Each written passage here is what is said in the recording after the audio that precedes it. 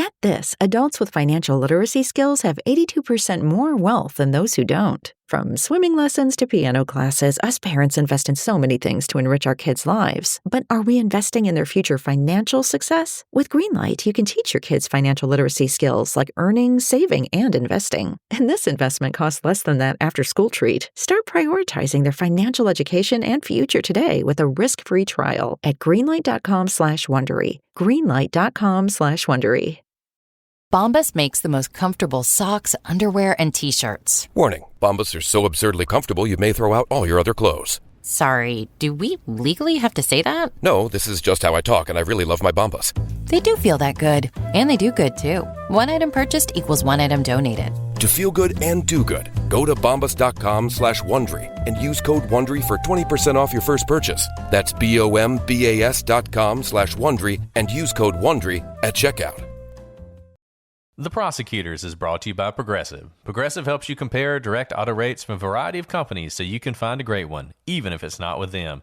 Quote today at Progressive.com to find a rate that works with your budget. Progressive Casualty Insurance Company and Affiliates. Comparison rates not available in all states or situations.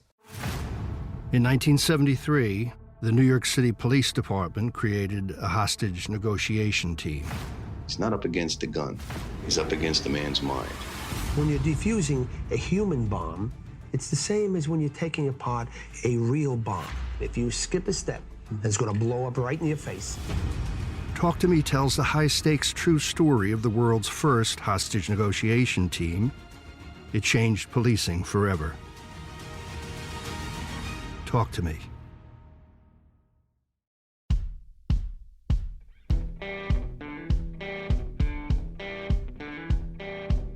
I'm Brett. And I'm Alice. And we are the Prosecutors.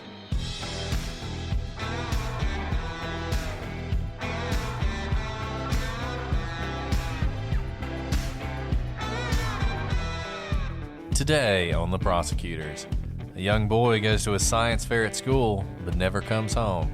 What happened to Kyron Horman?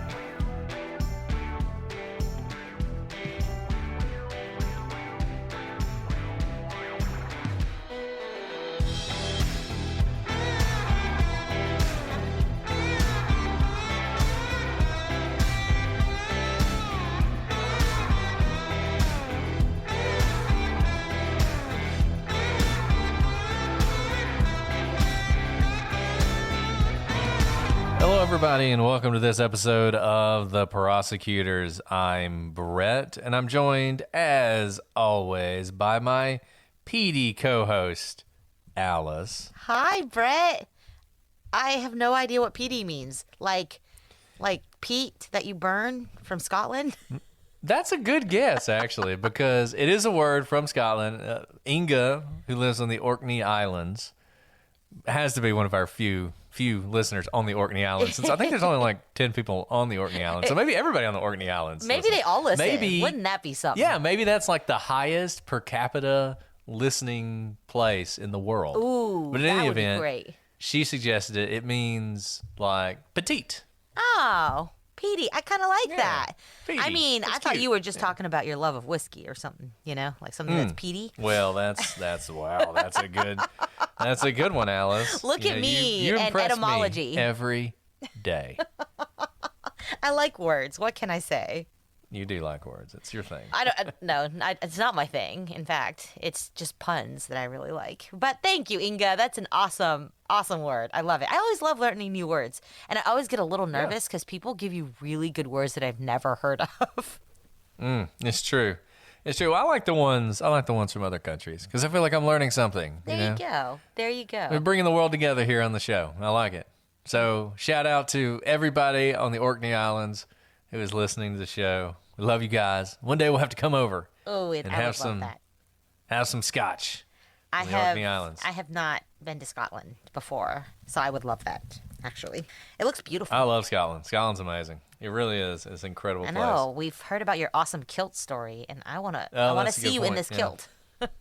Anytime. Hey, Alice, I will go to Scotland with you anytime. We should do a live recording there just to go get you some kilts.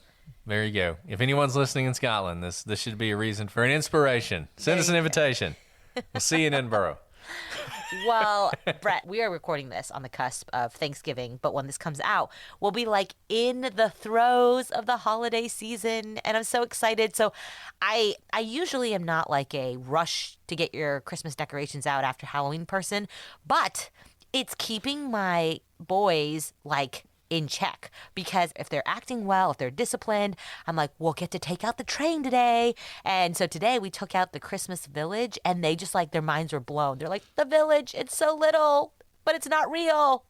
So it's been really fun to like slowly bring out the holiday decorations as a tool for discipline. Well, my daughter, this was the first year where she really enjoyed Halloween, and I think she's obviously really going to enjoy Christmas. So I'm looking forward to it. I think I'm actually going to go get my Christmas tree tomorrow. Ooh, so where do you go? Do you go to like the big box stores, or do you go to a farm?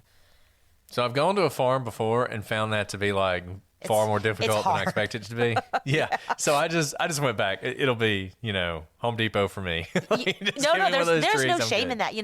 The best place, when I lived in DC, I lived in Logan Circle, which, I didn't have a car or anything. And so getting a Christmas tree, you had to just carry it. But the Whole Foods right there in Logan Circle always had like a little Christmas tree farm right outside on the sidewalk. And they made a killing because no one had cars. All of us, just had to carry our trees over to our apartments and up probably 3 flights of stairs. So I had like a Whole Foods Christmas tree for many years when I lived in DC.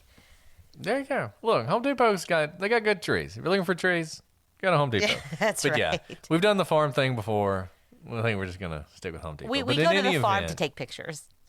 Exactly. You go to the farm to take pictures and drink hot chocolate and that sort of your thing. And I've already watched several Hallmark Christmas movies. If you're on the gallery, I put my bingo card up there. I like how people are trying to guess, but I was like, I've already bingoed this so hard, guys. I don't need to share my bingo card. I've already won this.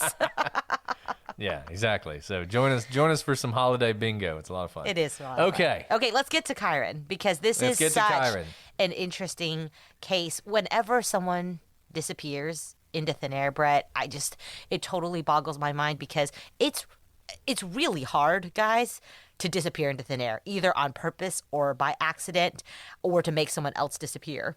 Even though we hear about it and we talk about a lot of these cases, it is just not an easy feat. And this is one of the most into thin air disappearances I've ever seen. I mean, we're going to talk about this case for 3 episodes or so. I'm not sure exactly how long it'll take, but there is just not a lot of evidence in this case. This is a case that comes highly recommended. Everybody wants us to do this case. We've been sort of circling around it for a while. It's one that a lot of people have covered, but there's just not a ton of information out there because, once again, there's just not a lot of information. But if you are interested in this case, there's a couple things you can do. You can check out Little Boy Lost, which is on Investigation Discovery. It's kind of a nice primer for it. Oregon Live, which is a website that covers Oregon, has a lot of articles on this case. Good place to start. If you want to read a book on this, there's a book called Boy Missing, The Search for Kyron Horman, which is good. I recommend that as well. But we're going to do our best, and we're going to try and tease out some things that happened in this case. But this one's a mystery. This is a tough one. This is one where there's a reason it fascinates people in true crime. And you're going to see that. If you're not familiar with this story, this is a story that's going to send you down some rabbit holes, but unfortunately there's just not that many holes to go down. Because as I said, we have sort of a focus in this case that we're going to talk about. It's going to become pretty obvious pretty quickly who people think is involved in this. But a lot of it is speculative because there's just not a lot of hard evidence. But for those of you who don't know this story, let me give you the background. So Kyron Horman was a normal 7-year-old little boy. He loved tree frogs and spending time with his mom, Desiree. He was scared of storms and the dark. Now, he lived with his dad, Kane, and his stepmother, Terry Moulton. And there was no reason to think that anything bad could happen in his life. But soon, Kyron would become the center of a tremendous mystery, one of the most confounding and intractable of the 21st century, when he seemingly vanished into thin air from his own school. Where did Kyron go? Did someone take him? And was that someone a person he should have been able to trust above all others. So with that, let's dive into the timeline.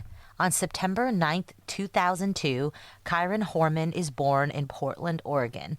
By the time of his birth, his parents, Kane Horman and Desiree Young, are in the process of getting a divorce. Kane had cheated on Desiree while she was pregnant with a woman named Terry Moulton. Kane stayed with Terry, the girlfriend, and would eventually marry her in 2007. But by the time Kyron was around, his parents were no longer together. And this is a really important thing that happened. It's hard for something like that not to cast a very long shadow over the rest of your life, and it certainly did. And it's sort of going to dominate this entire story. It's an interesting group of people. Kane and Terry are really into working out. They're really into the gym. They met at the gym. Terry was actually a bodybuilder. So, one of those people who they take the pictures with all the muscles and everything. She was a bodybuilder, and so that was something they had in common. She was absolutely committed to the gym, and apparently, Desiree's pregnant, and I guess maybe she couldn't go to the gym as much, and it didn't take long for Kane to find the next person. So not an auspicious way to begin the story, but it is something that we're going to come back to again and again. Definitely. And also that Terry's been around, basically, or at least has been in the picture since Kyron was born. Now, in 2004, Desiree is diagnosed with kidney failure and has to travel to Canada for treatment. And Kyron is just really a toddler at this point. Now, up to this point, she did have primary custody of Kyron. But because of the kidney failure, she could no longer care for him while her treatment was ongoing. And so Kane and Terry became Kyron's chief caregivers. They refused to return him to Desiree's custody, though, when she returns from Canada. Now, because Desiree had surrendered custody to the couple when she left, Oregon law allows them to take this action. So basically, Desiree had no choice but to give up custody when she went to go get treatment. But I think she expected to get Kyron back when she came back from getting her treatment. But that wasn't the case. And the law in the state allowed Kane and Terry to do that. Now, in the years that follow, Kane and Terry will have a daughter of their own, so Kyron's half-sister. Now we're going to jump ahead a little bit. So this is all, this is, again, talking about the inauspicious start to his life. This is a lot going on when he's just about 1.5 years old. He probably doesn't remember much of this, but this explains why he doesn't live with his mom. Every state's laws are different, but for the most part, child custody laws will favor custody with the mother, for rightly or wrongly. That's what you will see in a lot of states. And so this begins to paint a picture of what's going on. And obviously there's a lot of distrust that's building up in this family. You can imagine. This is a mess. If you read Boy Missing, you really get an insight into how much dysfunction is going on with these adults and how much their children pay because of it. And it's not unusual. It's a story as old as time. It's one you'll hear 1,000 times, but it's hard to get into this story and really dig into it and not feel like, man, I wish they just put the kids first a little bit more, because there's so much game playing going on. And this is sort of the start of it where, Desiree, she needed critical medical care. And I think her thought and her understanding when she went off to Canada to get this care was when she came back, she'd get her child back. But she didn't. She shows back up and they're like, no. And so she tries to take him to court and the court says sorry. And it makes sense. It makes sense in the abstract to have a law like this. It's basically, if you abandon your child to the custody of somebody else, don't come complaining to us and wanting them back. Sort of, you made your bed, now you got to lie in it. But this is a very unusual circumstance. And it kind of feels like that Desiree really, really got, screwed over in this, frankly. And it sets, once again, everything that's happening in this distant past is setting the stage for what's going to come and for a lot of sort of the distrust that continues to this day. And I can't even imagine, by the way, to be facing kidney failure, not want to leave your child who you clearly care very much about. This was not a situation where she actually abandoned him. She just could not take him to go get treatment in Canada. And I think she fully expected that she'd get him back. How do you even have that conversation? Someone comes to ring your doorbell and say, I'm here to pick up my child. And you're like, nope, not really. That's not going to happen. We're going through this quickly because we're trying to get to the tragedy really in a few years, but this is huge and cannot be overstated. Now let's fast forward to June 3rd, 2010. Terry brings Kyron's science fair exhibit to Skyline Elementary, where he attends school. The science fair is the next day. And the science fair is going to play a huge role in this story.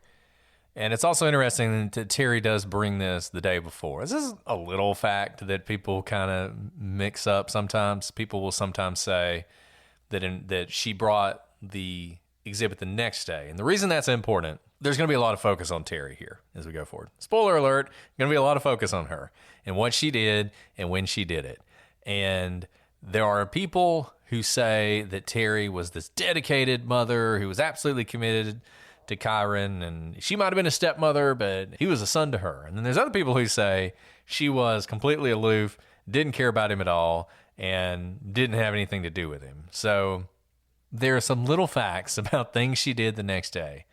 And it's important just to know, if you care to know, that she took the exhibit the day before. We'll talk about in a second why that may be important. But nevertheless, June 3rd, 2010, she takes the exhibit. Next day, June 4th, the main day we're going to talk about, 8 a.m., Skyline Elementary opens, allowing parents and students to tour the science fair. So basically, any of you who've had kids or have been kids, I remember the science fair.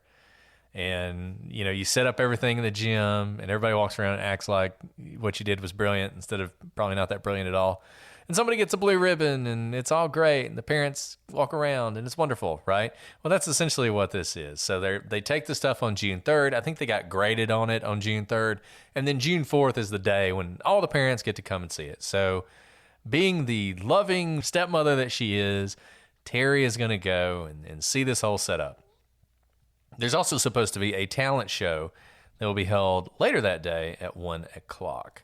So at 8:15, PTA President Gina Zimmerman sees Kyron with his stepmom, Terry, in front of his exhibit, which is a poster on red-eyed tree frogs.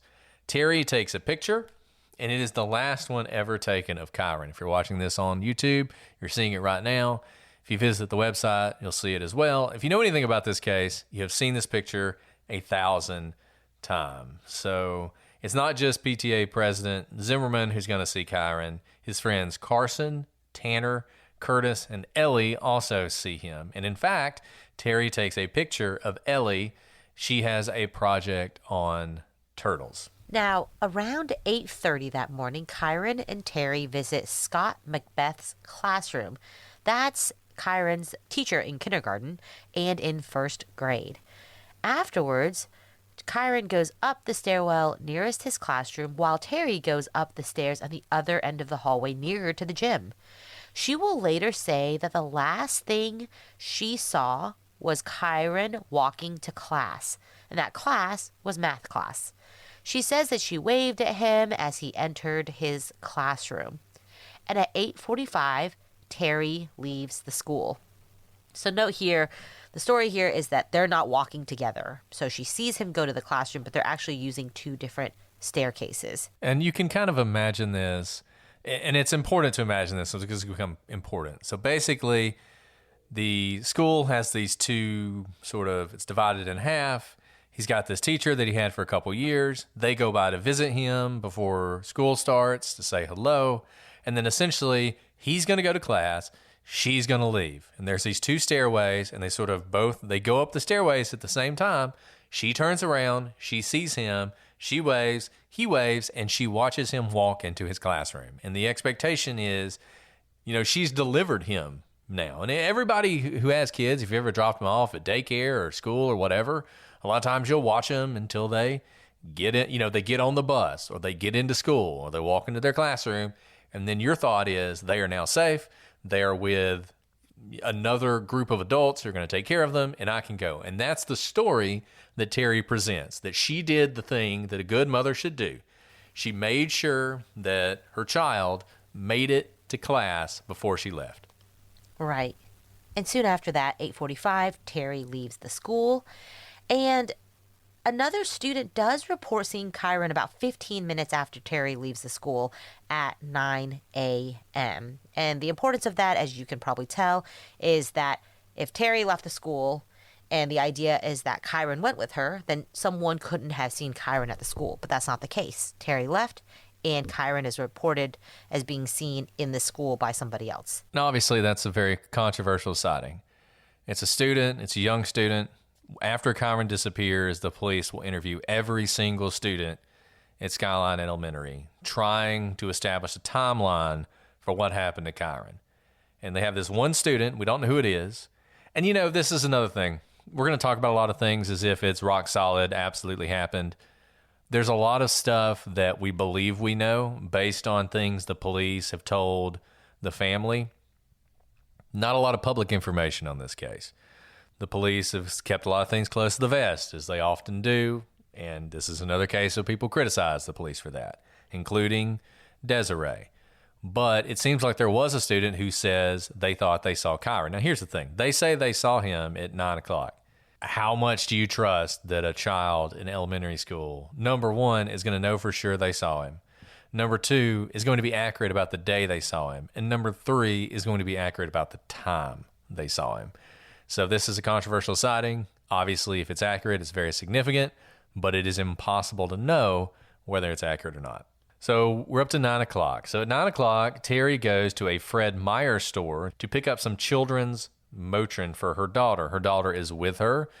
They took the truck, talk more about that in a minute, but they took the truck to drop Kyron off and do all this other stuff. The daughter is with her. She has an ear infection, and obviously it's bothering her, so Terry is looking for some children's Motrin to treat this ear infection so her daughter will have a little bit of relief. Now, the first store doesn't have it in stock, so she has to drive to another store, another Fred Meyer, to pick up the medicine. She arrives at the first store at around 9:12 a.m., the second at 9:40 a.m. She then stops at the dry cleaner and a craft store, Michael's, leaving there around 10:10. Terry does buy the medicine. She also buys some groceries. Now, strangely, when police ask to see these items later on, no one's able to find them. The items are never really produced. And, you know, this is one of those things where you feel like the police should be able to figure out whether she bought this stuff or not. Feels like she probably did. Not sure why she can't produce them. I don't know. It's something people point to. It may be significant. Maybe it's not. Now, at this point, Terry does something that seems like it might be a little unusual. She says that she drives around for about 90 minutes, an hour and a half, hoping that the motion will help her daughter sleep. So she's got her daughter in the back seat. She's having an earache. She's obviously upset, probably. Terry's finally got some medicine. I assume she gives it to her, and now she's driving around for an hour and a half. And this is something some people do. You know, my kids always fall asleep in the back of the car. We don't really drive them around for any purpose because the last thing I want to do is get in the habit of having to drive my kids around anytime that they don't feel well. But this is something people do. Some people act like it's strange that she's driving her around for the earache. The point is to put the child to sleep. It's not going to cure the earache, but if you put the child to sleep, then they obviously won't be crying, they won't be in pain, and then you can do whatever you're going to do. Having said that, an hour and a half is a long time.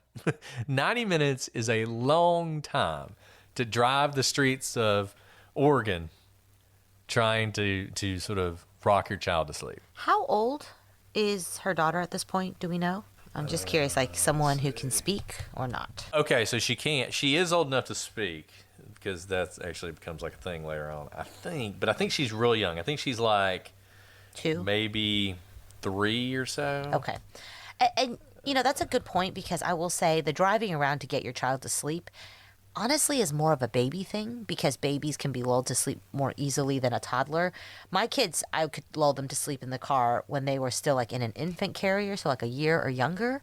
But I can no longer really lull my children to sleep at age 3 at 2, almost 3, and 5. So that is a really long time, especially if she's already been driving at this point for about 70 minutes. And if those 70 minutes her daughter has been really upset with an ear infection, like, I'm not sure I would have it in me to drive for a total of 2.5 hours because I'd be like, I need to get out of this car, like, let her play somewhere, go outside, go walk around or something. So, it is an interesting fact. It's not totally out there. Every parent's done this before, but the placement of it is an interesting fact. And it's going to get a little weirder even as we go on. And I believe her daughter was 2.5, 3 at the time. Someone wants to correct me on that, they can, but not a baby, but not old enough to be going to school, for instance. She's still with her mother. So at 10 o'clock, classes begin at Skyline Elementary. So they've been having this whole fair thing all morning. So classes don't even start till 10. When they do, the teacher takes roll in the math class, the one that Kyron was supposedly going to, and he is marked as absent. And in fact, he is not seen at the school that day. Now, what I find interesting about this, what we're told by Terry is that at around 8:45, she walks up the stairway. Kyron's walking up the stairway. She waves at Kyron. He goes to his math class. Why would he go to his math class at that point? The math class doesn't start until 10. So that's an hour and 15 minutes before the math class is going to start. I mean, I guess maybe he went to pick something up or drop something off and then went back to the gym. But it's certainly not the case that he's going to class and he's now going to be in class and you don't have to worry about him anymore. It's something that doesn't quite fit with the unusual schedule that day. It would make more sense, frankly, if she just said, I left him at the fair. He was at the fair, he was with the teachers, he was with the other students, and I left him. But this sort of notion that he would have gone to class that early doesn't really fit. So then a very strange thing happens. So remember, it's around 10:10, 10 o'clock, 10:10, when Terry is driving around supposedly with her daughter. Well, at 10:30, someone will see Terry's truck parked on the side of Newberry Road, which is not far from Skyline Elementary. At some point in our coverage of this case, we're going to go through these locations, where they are, and how far everything is away from each other. But just know that where Terry was when she was at the Fred Meyer, when she was at the dry cleaner, all that stuff is not close to Newberry Road. Skyline Elementary is close to Newberry Road, but those things aren't. And Newberry Road, in fact, is kind of out in the middle of nowhere. And so she is seen parked on the side of the road. She will be confronted about this later, and we'll have a story to tell, which we'll talk about. But this is when she's supposedly driving around trying to lull her daughter to sleep. An hour later, at 11:30, Dee Dee Spicer will leave her job. Her coworkers will say that she leaves her job. Now, she is a friend of Terry's. And the way this will be described is she abruptly leaves her job at a lavender farm around 11:30 and is gone for about 90 minutes. And she will reappear 90 minutes later. And this was an unusual thing, and so it was something that stuck out in the minds of people who could not find her. And obviously, we're going to talk more about her later on. The Prosecutors is sponsored by BetterHelp. Guys, it's the holiday season, and you know how it can be. It's a time that should be joyous, but it's also a time that's stressful. And it's a time when depression and the problems in your life can really seem like they are on top of you. And that's why this is a good time to give yourself a gift to raise your spirits, and not just for one day. Having someone to talk to about how you're feeling and what you can do about it is truly a gift, and that's where BetterHelp comes in. As the world's largest therapy service, BetterHelp has matched 3 million people with professionally licensed and vetted therapists, 100% online, plus it's affordable. Just fill out a brief questionnaire to match with a therapist. If things aren't clicking, you can easily switch to a new therapist anytime. It could not be simpler. Learn more and save 10% off your first month at BetterHelp.com/prosecutors. That's BetterHelp, HELP.com/prosecutors. Hey, look, if you're spending time with loved ones for the holidays, chances are you're going to hear a lot of stories. The ones you love to hear and the ones you've heard a couple too many times. But have you ever wanted to help your loved one document these timeless stories? It can be challenging to write an entire book of life memories, but Storyworth makes it fun and easy. This is how anyone can write a book about their life. Every week, Storyworth will email your loved ones a single life-related question that you can pick from their collection, like, what's the bravest thing you've ever done? Or, what's the farthest you've ever traveled? Or, why'd you decide to get married?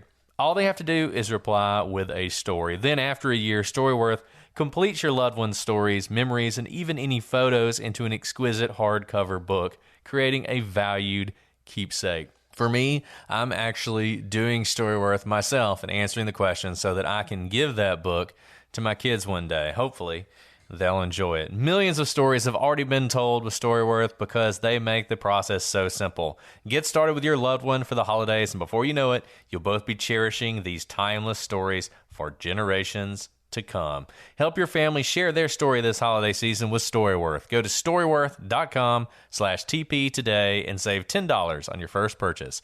That's STORYWORTH.com/TP. Storyworth.com/TP to save $10 on your first purchase. The Prosecutors is brought to you by Progressive Insurance. Let's face it, sometimes multitasking can be overwhelming, like when your favorite podcast is playing and the person next to you is talking and your car fan is blasting, all while you're trying to find the perfect parking spot. But then again, sometimes multitasking is easy, like quoting with Progressive Insurance. They do the hard work of comparing rates so you can find a great rate that works for you, even if it's not with them. Give their nifty comparison tool a try, and you might just find getting the rate and coverage you deserve is easy. All you need to do is visit Progressive's website to get a quote with all the coverages you want, like comprehensive and collision coverage or personal injury protection. Then you'll see Progressive's direct rate, and their tool will provide options from other companies all lined up and ready to compare, so it's simple to choose the rate and coverages you like. Press play on comparing auto rates. Quote at Progressive.com to join the over 27 million drivers who trust Progressive. Progressive Casualty Insurance Company and Affiliates. Comparison rates not available in all states or situations. Prices vary based on how you buy. Guys, we have told you about the Jordan Harbinger show, and if you are still holding out, you need to check it out today. And I know, look, everybody's always telling you what podcast to listen to, but this is different. Jordan's show, which Apple named one of its best of 2018, is aimed at making you a better informed, more critical thinker so you can get a sense of how the world actually works. And look, if you're a fan of this podcast and you like true crime, Jordan has the shows for you. Check out the True Crime Starter Pack, and I promise you, you will be hooked. Jordan's always focused on pulling useful, practical insights out of his brilliant guests. We really enjoy this show, and we think you will as well. Search for The Jordan Harbinger Show. That's HARB as in boy, IN as in Nancy, GER on Apple Podcast, Spotify, or wherever you listen to podcasts. You won't regret it. Now, at 11:39 a.m., Terry, we already talked about how she was a former bodybuilder, swings by the gym where she leaves her daughter at the on-site daycare. And although Terry will say she arrived at 11:39, the gym will actually clock her in at 12:20. So 40 minutes later than she says she arrives. Really quick on this. This is interesting if, in fact, her daughter is suffering from an earache to be dropped off at a daycare. If she's not contagious, you can certainly take them to a daycare. But just usually, I mean, we both have had kids who have had a lot of ear infections. They're usually very clingy. They want to be by you all the time. And I usually don't take them to, extracurricular activities or daycares because they're usually just a little sad and whiny. So we'll put that out there if this is part of the whole ear infection thing. Yeah, and I'm going to talk about this too because, and I'm sure, just save your emails sending us about how you're an amazing parent and you do this all the time. But I'll just go ahead and tell you, when you have a toddler, a 3-year-old, a 4-year-old, if you're going to take them somewhere, your best bet is to pick one thing to do and do that. When you start making multiple stops with a toddler, you are asking for trouble. And she is just all over the place with this girl. And she's not just a toddler, as Alice said. She's a toddler with an earache. And here's the question I have. I am not as good a parent as Alice is. Alice is very thoughtful and considerate. If it had been me, I would have gone straight to the gym to give her to the on-site daycare so that I didn't have to deal with it anymore, right? You give her to the on-site daycare and you're like, you guys take care of her. I'm going to go to the gym. You know, I gave her some Motrin. Like, stop and get the Motrin, give it to her, then go to the gym. On-site daycare is better than driving around for 90 minutes, right? They can maybe, you know, put her in a crib, get her to sleep, put her in a rocker, any number of things, and you can go spend 90 minutes at the gym, which you love to do.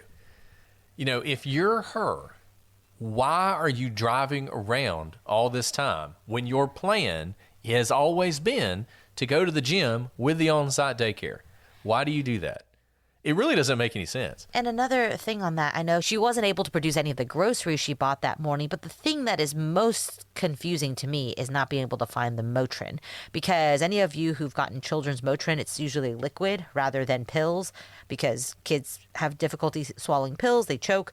So it's usually a liquid bottle, and there's usually like a syringe-like looking thing or a cup to drink from. But either way, it's usually 2 parts for kids, and it's more than 1 dose. I don't even think you can buy liquid Motrin for children that is 1 dose. So you wouldn't just get 1 dose and then throw away the packaging. Rather, even the smallest bottle has multiple doses in it.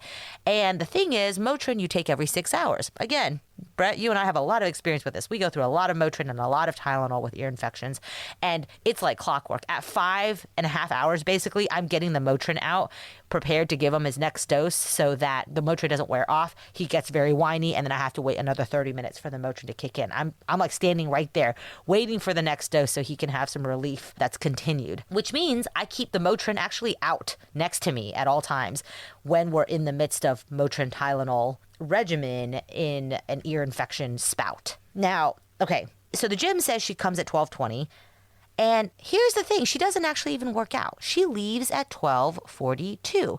Now, it might not seem as strange if she did show up at 11:39, because then she would have been at the gym for an entire hour, but that's not what the gym has her clocking in at.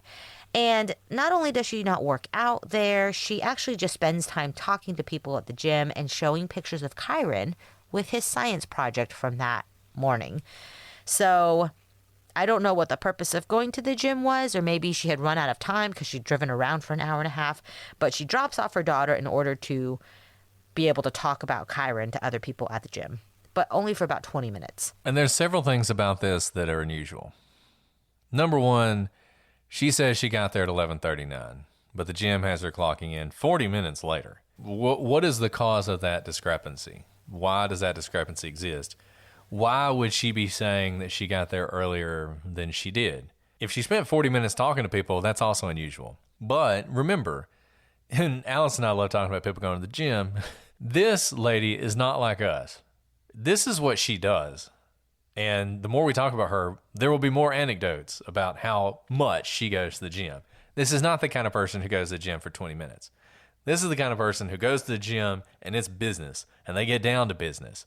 And for her, once again, to take her daughter, who doesn't feel very well, on this additional stop, not even really go to the gym, but just spend time talking to people, showing pictures of Kyron, which was a red flag for Desiree because, according to her at least, Terry wasn't the kind of person to do that, but she's doing it that day. So on this day, you might say she's establishing an alibi. If one were a cynic, they might say that it just so happens this is the day where everybody sees her at the gym and they know she's there because she's not at the machine working out or, bench pressing. She's talking to people. She's being the social butterfly.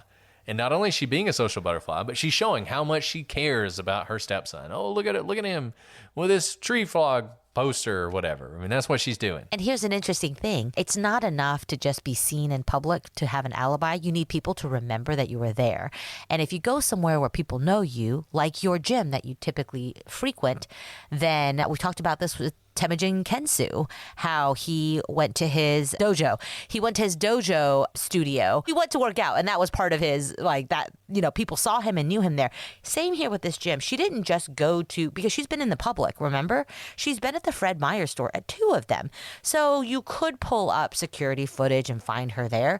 But here, she is talking to people who know her name, and will remember speaking with her, and will remember seeing pictures of Kyron, and also know something about Kyron that they could talk about him if asked by, say, the police later on. So it's a good alibi to have, to be talking to people you know. One other thing I want to know about young children who are sick. My kids eat like clockwork. If noon comes around and lunch is not being served, they lose their minds. Now, maybe her daughter is sick and she doesn't want to eat, but this is right around the lunch hour, which most parents are on like a beeline mission to get some type of food into their kids before they get hangry and melt down, because kids are smaller, their metabolisms work differently than adults. You and I can skip a meal, Brett, and we won't just fall into a puddle, but kids, their glucose levels, can't regulate themselves like adults can. And so not only is it lunchtime hour, but they're not at a restaurant, they're not eating, she's at the daycare, which is just another interesting thing. Like, as a parent, I wouldn't have thought of this before I was a parent, but now I'm like 12:20, 12:42, man, that is like peak getting ready for nap, making sure everyone's fed so that we can have a good rest of the day, especially if you're sick. Whatever, Alice. I've seen you when you miss a meal. It's terrible. I'm like a child, let's be honest. That's why I feel this so deeply. Okay, so she leaves at 12:42, and at 1 o'clock, Terry arrives home. Now, remember, 1 o'clock was also the time of the talent show at the school. So this is the same time that the talent show begins. And it's sometimes stated that Kyron was supposed to be a part of the show, but we don't think that's actually true. And that would explain why his parents aren't at the talent show either, and why no one noticed his absence. Because if he was just supposed to be sitting in the audience, talent shows, any show usually, the attention is all on who's on the stage, and the rest of the auditorium typically is darkened. And so you may not miss someone who is or is not in the audience there. And this would make sense too, because Terry, clearly was at the science fair that morning, and she had the availability to be at the school at 1 o'clock if Kyron was in fact in the talent show. So I think it probably is true that he was not part of the talent show. Now at 1:21 p.m., Terry's back home, remember? She actually posts the picture of Kyron at the school fair to Facebook, the one that you guys have all seen now. She then emails Kyron's teacher to confirm when she can pick up his science project.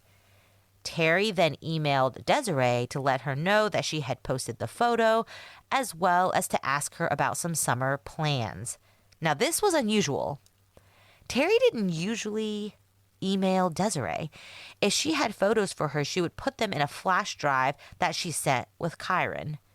Desiree was the one who was scheduled to pick up Kyron that evening for her weekend visit with him. And I think this is interesting too, because the thing about this, there's a couple things interesting. That obviously is something people pick up on. Desiree was supposed to pick up Kyron that evening. There was no rush to do this. She could have given her the photos literally that day, but she's not doing that. She's emailing her. And there's something else I think is interesting about this, which just goes to something, we've just been talking about our kids the whole time. We're going to keep doing that.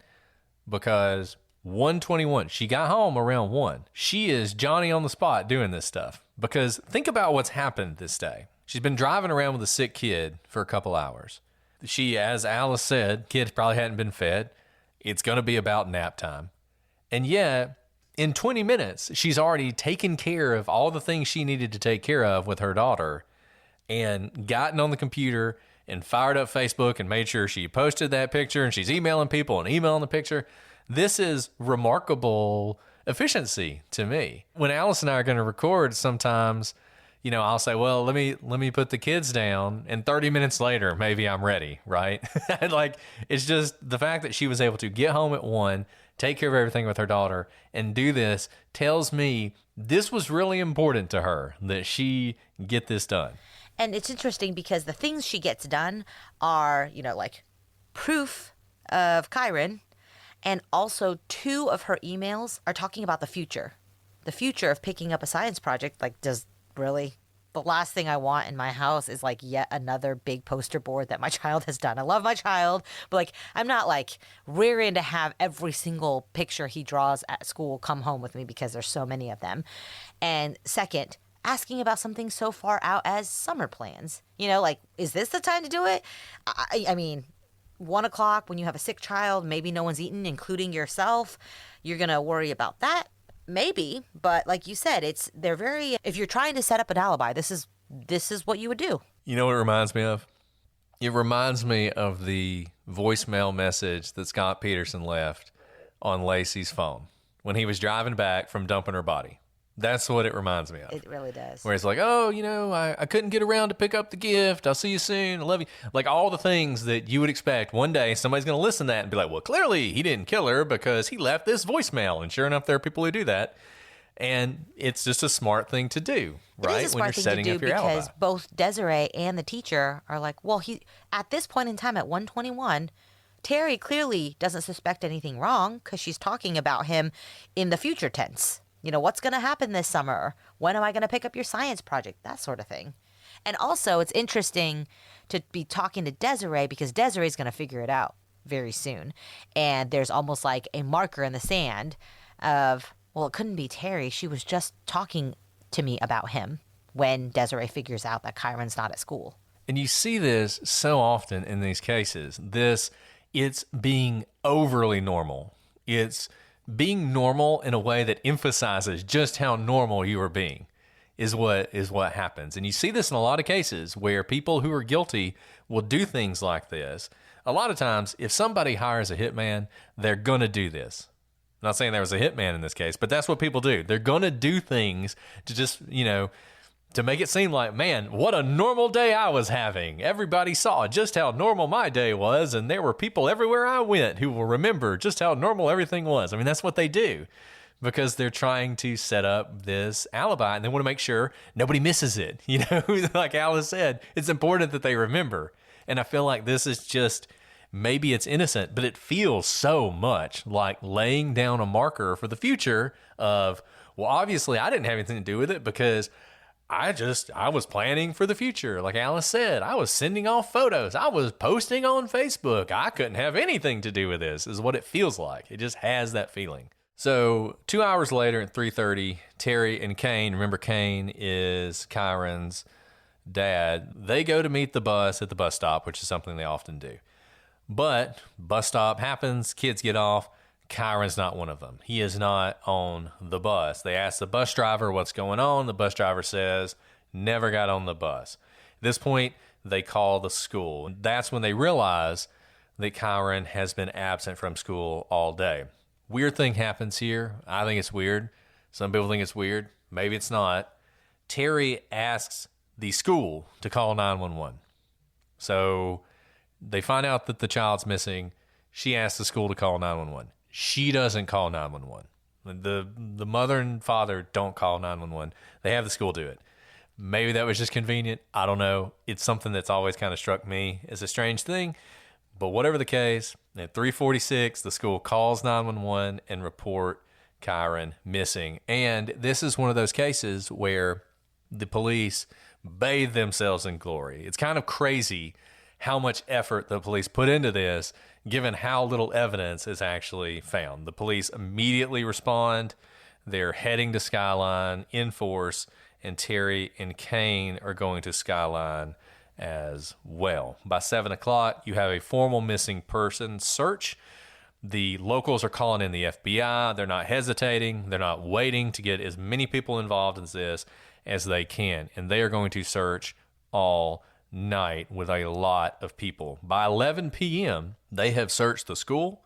They have searched all the sort of outhouses around the school. They have searched surrounding buildings that aren't even connected to the school. They have searched a train tunnel that's near the school. And they've searched Kyron's home because that's always a place you go because you never know with kids. They might have gone home. They might be hiding. You just don't know. So they have searched a lot of stuff already on this first day when Kyron's gone missing. But despite this, just remember, they're Johnny on the spot, but by this point, it's been 15 hours since the last time anyone saw Kyron. A lot of time has passed. And part of the reason a lot of time has passed is because everyone thought everything was fine, in part because of what Terry was doing. Right. Now, we go through the night. The next morning, June 5th at 5 a.m., hundreds of locals and professional searchers are looking for Kyron. This is really a community that's come together. It captures everyone's attention, this young 7-year-old boy missing out of thin air. Now, the search continues throughout the day. The police use scent dogs, though Desiree would later state that the police had trouble finding anything with Kyron's scent on it because Terry went on a laundry spree the night before, washing all of his clothes. Also kind of convenient. Now, the FBI and the National Guard are both involved. We've talked about this before, where smaller jurisdictions, or really any state and local law enforcement, can call on the FBI or National Guard to help if it's just something that requires a lot of effort and they want to double, triple their manpower to search, because time is of the essence. We've talked about this. Every hour that passes with a missing person, especially a missing child, the risks heighten and the probability of finding them alive diminishes quickly. I just find this really interesting, the clothing, the scent thing. Even if I did a lot of laundry, which I don't do, even if I did a lot of laundry, there'd still be a lot of things in my house with my kids' scent on it. Their bed sheets, their blankets, their favorite stuffies, they're all over my house all the time. And my laundry machines are not big enough for me to wash everything that has their scent on it in one night. And let me just say this. Desiree does not like Terry. And she's got lots of reasons not to like her. I mean, given the fact that her husband was having an affair with her while she was pregnant, and in fact invited her to the hospital when the baby was born so that she could meet, what was going to be her stepson. Just not cool, right? Just doesn't like her, and is pretty convinced that she had something to do with Kyron's disappearance. So most of the things you will read and see are very much from Desiree's perspective. Desiree owns the narrative on this case. There's not a lot of information out there, not a lot of information coming from the police. And as we've said before, when you have an information vacuum, something will fill that up. And in this case, it's been Desiree and her statements and her recollection of everything that happened. Having said that, I think you have to take it with a grain of salt, given her perspective. She says that this is what Terry was doing. I'm sure Terry would probably tell you this is how I deal with stress, and I didn't even think about it, and so I was just cleaning and I was washing and I was hoping we'd hear something. Whatever the case is, according to Desiree, this is what happened. I don't know. It's a weird thing. It is a little bit weird. And remember, you're right. You have to take things with a grain of salt coming from Desiree, but Desiree also has a reason to suspect Terry. This is a woman who hoodwinked her when she was in kidney failure and kept her child for the next 6 years, so there's a lot of history there to keep in mind as we go through this. Now, on June 6th, the FBI create a profile of Kyron, and along with 50 detectives, that's a lot of detectives, y'all, that's like everyone on the force, begins interviewing 300 students and their parents. Kyron's relatives are distributing flyers, and the flyers read 3 feet, 8 inches tall, 50 pounds, blue eyes, brown hair, last seen wearing black cargo pants, white socks, and worn black Skechers tennis shoes with orange trim. The same description that you see in the picture from the science fair the last morning he was seen. And you can see he's just a little kid. I mean, he's 3.5 feet tall, 50 pounds. And by the way, this is kind of terrifying. I think that's how big my 2-year-old is. I have a monster of a child.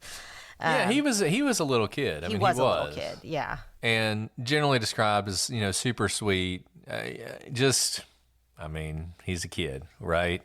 And the thing about this is we've reached the end of our timeline because literally nothing happens after this. This is crazy, by the way, that nothing happens because they jumped on it so quickly. There's nothing else. Yeah, we can't, a lot of times we'll skip ahead 6 months when they found something. They didn't find anything, ever. They didn't find anything. And they worked this case to death, to the point that at Multnomah County board meetings, the cost of this became an issue because the county was spending so much money every month on the search for month on end, trying to find something. I mean, they were absolutely committed to this. You could not have had a more committed group of people trying to find this child. And they just found nothing. I mean, nothing. Not a scrap of clothing, not a footprint, not a confirmed sighting. I mean, people, of course, would call in and say, I saw a kid down at the corner, kind of looked like him, but those aren't real sightings. Not a single thing ever came out of this search that we know of. Now, once again, maybe they have some information they've never released, but as far as anybody knows, this was a complete dead end. And it just didn't matter how many days and how many weeks and how many months they put into this. This became a huge story in Portland. This was not a story that was underreported. Everybody in Oregon knew about this. It was a big story. It was a pretty big story nationally, but it was a really big story in Oregon. So people were looking. They were looking for him. And there was just nothing.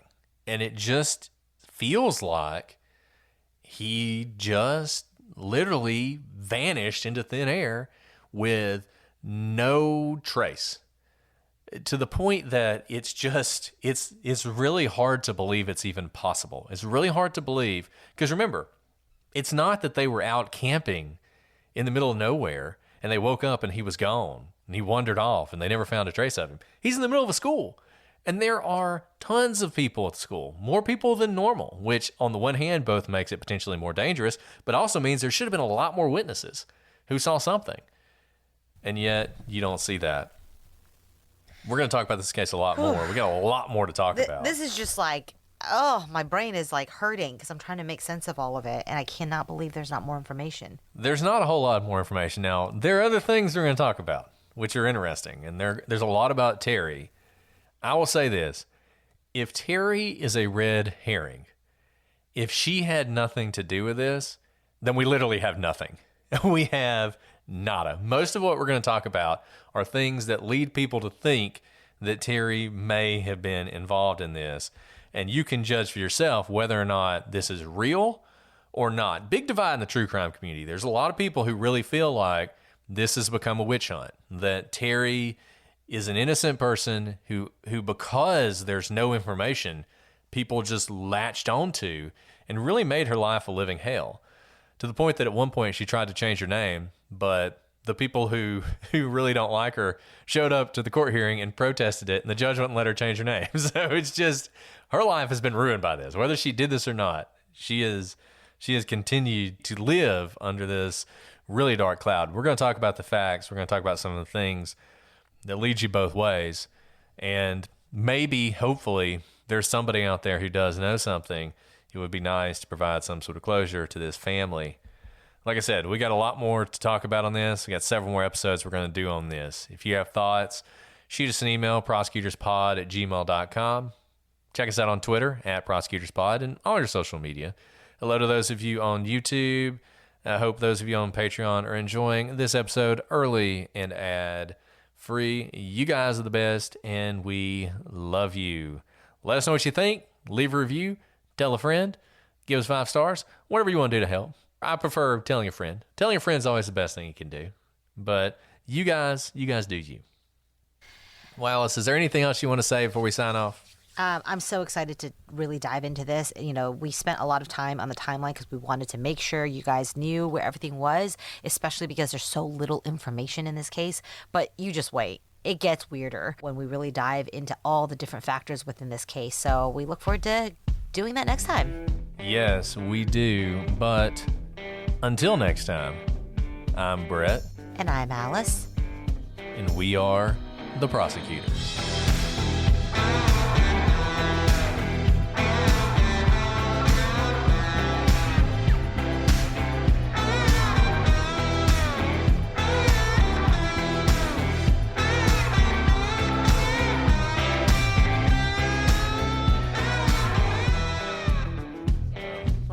Anyways, Kyron. I think we probably, yeah, okay. And Multnomah. Okay. The dog's barking downstairs. It's okay. He just wants to be part of the podcast. There you go. Here we go. Oh, I gotta get a word for you. I know, it's a lot, man. I can't just whip them out like you do. I gotta go to my list. Okay, Nyla, that's enough.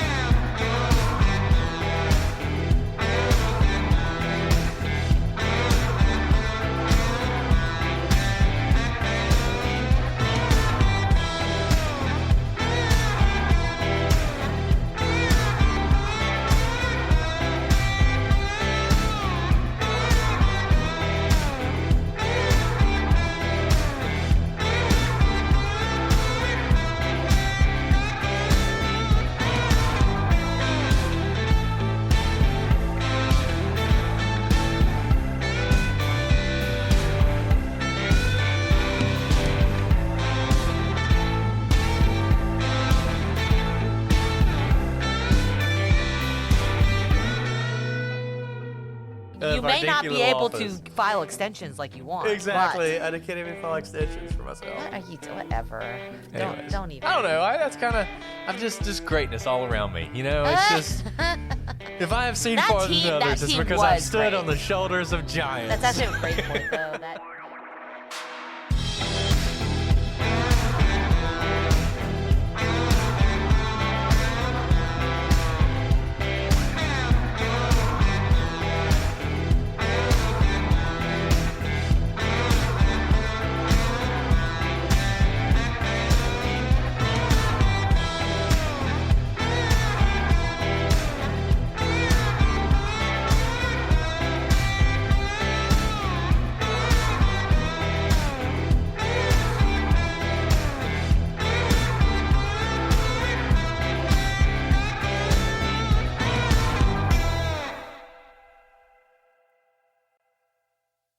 All month long on Pluto TV, stream the biggest Tyler Perry movies free. Watch your favorites like Medea's Witness Protection and Medea's Big Happy Family. Join Tyler Perry as he goes on a couples retreat with Sharon Leal in Why Did I Get Married? Or Idris Elba and Gabrielle Union in the Tyler Perry directed film Daddy's Little Girls. Plus, Pluto TV has hundreds of channels with thousands more movies and TV shows. Available on live and on demand. Download the free Pluto TV app on all your favorite devices and start streaming now. Pluto TV. Drop in, watch free.